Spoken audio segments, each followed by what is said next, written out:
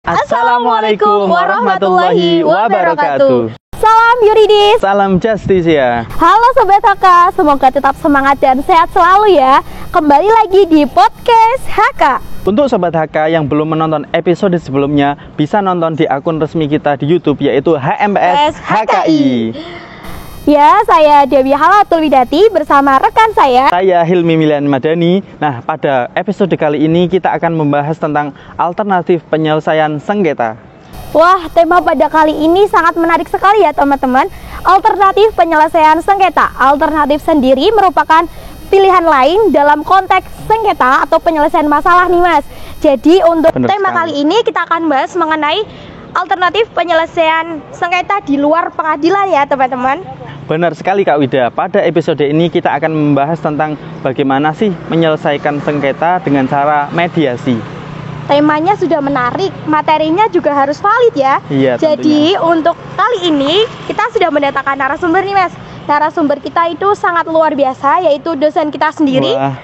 Dosen UIN Kiai Haji Abdurrahman Wahid Pekalongan, Bapak Kafabi SHMH, yang tentunya sudah berpengalaman mengenai alternatif penyelesaian sengketa. Langsung saja tetap ikutin kami terus ya. Nah, sudah hadir di tengah-tengah kita narasumber pada podcast kali ini, yaitu Bapak Kafabihi SHMH. Beliau merupakan dosen kampus kita UIN Kiai Haji Abdurrahman Wahid Pekalongan. Selain itu, beliau juga seorang advokat yang tentunya sangat berkesinambungan dengan tema podcast pada kali ini, alternatif penyelesaian sengketa. Assalamualaikum Pak, selamat siang. Bagaimana kabarnya Pak hari ini? Alhamdulillah sehat. Alhamdulillah sehat ya Pak hari ini. Kalau boleh tahu ada kesibukan apa sih Pak akhir-akhir ini Pak? Kita di LBH sedang mendampingi ya perkara pidana dan perdata. Selain itu sebagai dosen juga sekarang disibukkan dengan UAS ya, koreksi ujian. Ya. Wah, luar biasa sekali ya teman-teman. Gak salah nih kita undang Pak Kafa buat jadi narasumber pada podcast kali ini. Jadi pada kesempatan kali ini kita itu ingin bincang-bincang mengenai alternatif penyelesaian sengketa dengan metode mediasi. Nah, sebelum jauh nih Pak, boleh dong kita tahu itu apa alternatif penyelesaian sengketa, biar Sobat HK di rumah itu tahu dan paham akan alternatif penyelesaian sengketa. Baik, jadi sebelum kita membahas lebih jauh terkait dengan alternatif penyelesaian sengketa, kita mesti pahami dulu terkait dengan masalah ya. Apa sih masalah? Karena tidak semua masalah itu kemudian menjadi sebuah sengketa. Kan? Pak.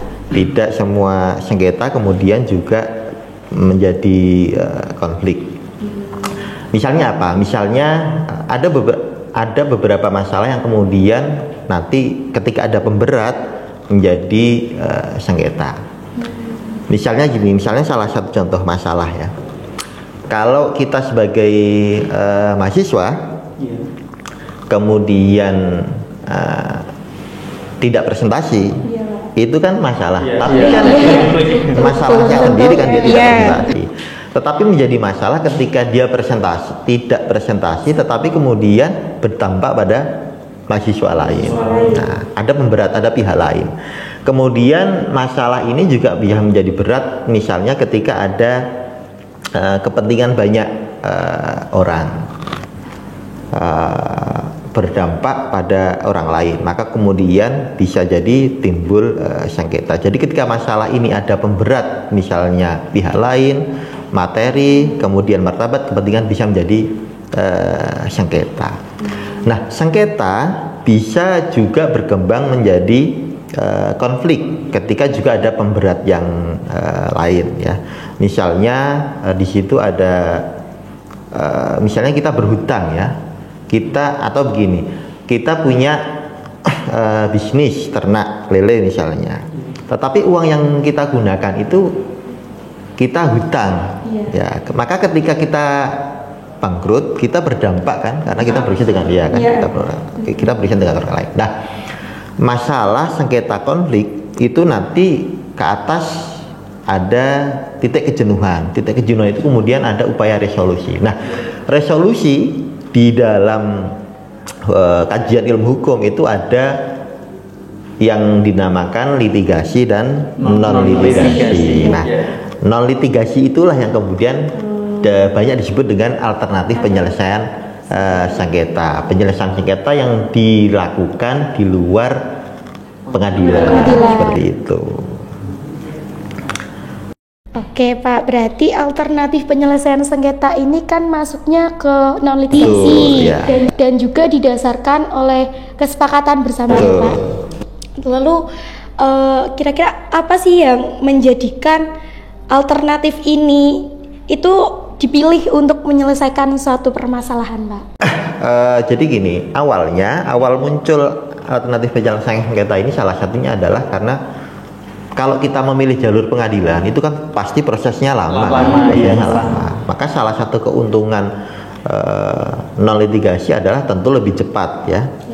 Lebih cepat. Kemudian yang kedua adalah APS ini tentu mempertimbangkan kepentingan para pihak. Berbeda ketika kita di pengadilan. Pasti ya disebut juga kan misalnya menggugat sesuatu yang berarti pasti menang kalah. Solusinya juga tidak diambil dari para pihak kan. Tetapi kalau APS misalnya contohnya mediasi, kedua belah pihak diambil atau didengarkan apa yang menjadi kepentingannya masing-masing. Kemudian juga biayanya lebih murah kan.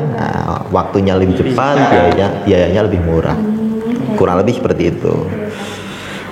Berarti karena lebih mudah juga ya Pak, lebih mudah, singkat waktu juga, tidak terlalu ribet dalam hal. Kalau misal dilitigasi kan di pengadilan tentu waktunya juga lebih lama. Kemudian saya dan Sobat HK masih penasaran nih Pak, bagaimana sih cara pihak yang bersengketa itu memilih mediator? Apakah mediator itu ditunjuk oleh pengadilan atau pihak yang bersengketa menunjuk mediator sendiri? Nah, ketika yang dipilih itu dari yang bersengketa, apakah boleh dari orang terdekat seperti keluarga, kiai, atau hanya mediator profesional saja yang boleh menyelesaikan suatu sengketa, Pak? Begini, jadi sebagaimana tadi yang saya sampaikan di awal ya, ada beberapa macam sengketa kan, ada beberapa macam masalah kan. Kalau di dalam ilmu hukum itu misalnya beberapa contoh masalah itu misalnya soal wan prestasi misalnya, tidak memenuhi salah satu kewajiban. Nah, tentu kalau misalnya penyelesaiannya di pengadilan, kemudian di situ ada proses mediasi yang harus dilalui, maka mediator yang ditunjuk harus mediator profesional. Nah, biasanya nanti kalau di pengadilan itu ada mediator hakim, ada mediator non hakim. Nanti ketika para pihak itu masuk, akan ditawarkan siapa yang akan kemudian dipilih menjadi mediator.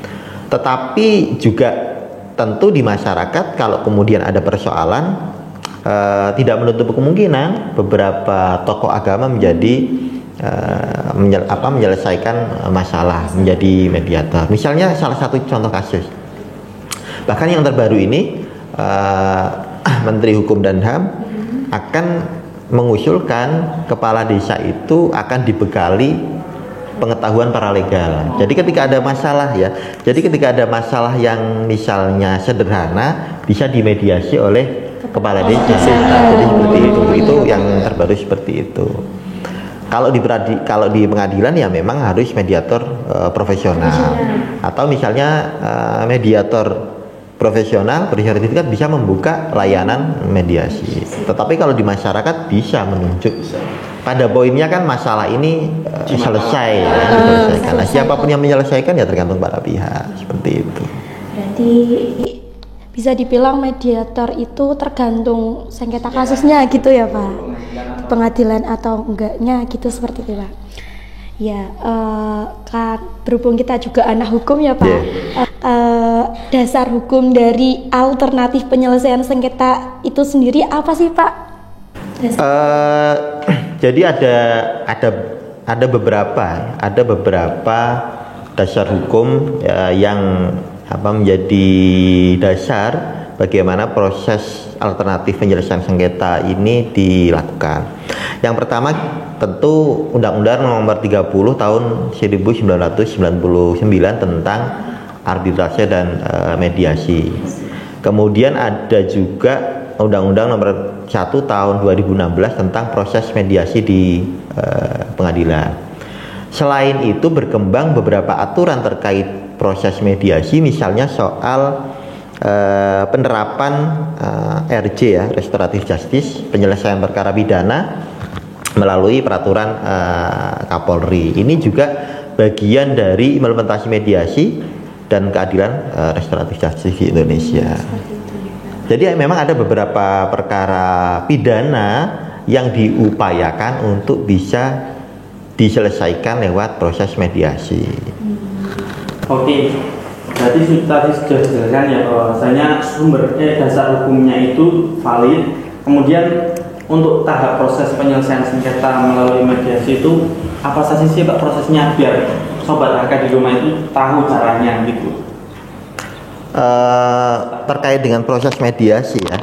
Jadi misal yang sudah kita lakukan tahapan-tahapannya adalah ketika para pihak sudah memilih siapa mediatornya, kemudian masuk ke ruang mediator, mereka memperkenalkan diri para pihaknya, kemudian menyampaikan masalahnya. Setelah itu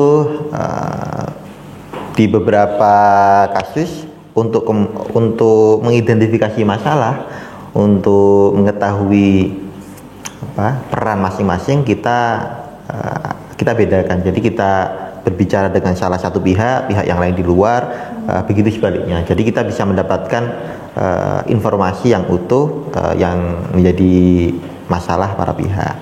Kemudian kita cari kesepakatan sehingga itu nanti bisa disepakati oleh para pihak. Setelah itu kalau kemudian ada kesepakatan ya berarti mediasi berhasil. Prosesnya seperti itu. Berarti tidak terlalu rumit seperti yang melalui litigasi, Pak? Ya. Kalau misalkan contoh kasus, misal kalau di masyarakat umum nih Pak, kan pastinya ada beberapa kasus yang nggak sampai ke pengadilan. Itu contohnya yang misal kasus-kasus yang bisa ditangani sendiri itu kayak apa ya Pak? Contoh kasusnya? Banyak ya. Misal salah satu kasus yang terjadi di salah satu daerah. Meskipun ini pidana ya. Ini perkara pidana. Ada seorang warga yang kemudian karena marah kemudian bawa senjata tajam, kemudian ngamuk misalnya ya. Ini kan sangat merugikan. Ngamuk-ngamuk. Kemudian dimediasi oleh bagi sebagian warga tidak terima kan. Sebagian warga tidak terima, mau melaporkan dia ke polsek setempat karena jelas itu sudah mengganggu kenyamanan masyarakat. Tetapi kemudian ditengahi oleh kepala desa untuk dimediasi sehingga agar tidak dilaporkan di kepolisian, tentu dengan beberapa kesepakatan. Misalnya yang pertama, bagi pelaku tadi tidak akan melakukan perbuatannya, misalnya seperti itu. Tidak akan mengganggu lagi masyarakat. Itu bagian dari proses penyelesaian sengketa kan. Nah, seperti itu. Salah satu pasti sering ya. Tindakan-tindakan yang yang meresahkan masyarakat itu, tokoh agama misalnya pasti selalu memediasi masyarakat sehingga tidak sampai ke proses hukum. Nih Sobat HK, barangkali Sobat HK sendiri membutuhkan pengetahuan mengenai alternatif penyelesaian sengketa, entah itu buat diri sendiri atau mungkin Sobat HK juga di rumah bisa sharing-sharing ke teman-teman yang lain mengenai alternatif penyelesaian sengketa, khususnya di lingkungan masyarakat ataupun mahasiswa itu sendiri. Ini pertanyaan terakhirnya Pak, kalau misalkan kok ada konflik, kita sudah melakukan beberapa langkah alternatif penyelesaian sengketa. Tetapi konflik ini masalahnya itu belum terselesaikan. Apa sih yang harus kita lakukan, Pak? Baik, jadi memang kan APS ini kan salah satu alternatif. Di situ banyak misalnya tadi belum saya sebutkan ya, terkait dengan misalnya musyawarah, negosiasi, kemudian mediasi. Di dalam kita melakukan upaya penyelesaian, misalnya satu kasus itu bisa menggunakan pendekatan banyak hal, banyak metode. Kalau kemudian sudah kita coba, ya artinya kita kembali menyerahkan kepada para pihak yang berperkara. Tetapi setidaknya kita sudah mencoba untuk melakukan upaya penyelesaian ini melalui alternatif penyelesaian sengketa. Baik Pak, terima kasih karena sudah meluangkan waktunya untuk kita dan ilmunya bermanfaat bagi kita tentunya. Dan kami juga mohon maaf apabila dari kita berdua ada salah kata karena keterbatasan waktu. Kita cukupkan podcast kali ini ya. Tapi sebelum kita tutup, dari Pak Kafa sendiri ada pesan atau motivasi buat teman-teman HK di rumah nggak Pak? Ya, bagi teman-teman sekalian begini, setidaknya teman-teman punya pengetahuan tentang cara pandang tersendiri di dalam melihat persoalan-persoalan yang ada di masyarakat ya. Jadi dasar pengetahuan inilah yang kita gunakan untuk melihat kondisi sosial yang ada di masyarakat. Nah, kalau kemudian mampu membantu masyarakat di dalam menyelesaikan masalahnya, ya silahkan dibantu. Kalau tidak mampu membantu, silahkan bisa konsultasi ke lembaga bantuan hukum.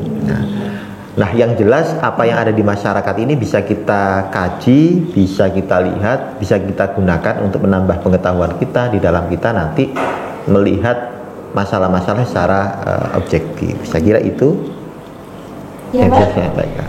Terima kasih Pak. Jadi teman-teman, kita khususnya mahasiswa hukum ya, motivasi dari Pak Kafa ini sangat bermanfaat sekali. Semoga bisa menjadi motivator buat teman-teman semua. Alhamdulillah podcast kali ini sangat seru ya Mbak Wida. Ya, sekali. Baik, sekian podcast kali ini. Tunggu podcast kita selanjutnya ya. Pastinya kita akan membahas hal-hal yang lebih menarik dan tentunya bermanfaat bagi kita. Jangan lupa buat Sobat HK itu selalu support kami dengan cara apa Kak Wida? Jangan lupa like, komen, dan subscribe YouTube HMPS HKI. Sampai bertemu di podcast selanjutnya. Sekian dari kami. See you. Wassalamualaikum warahmatullahi wabarakatuh.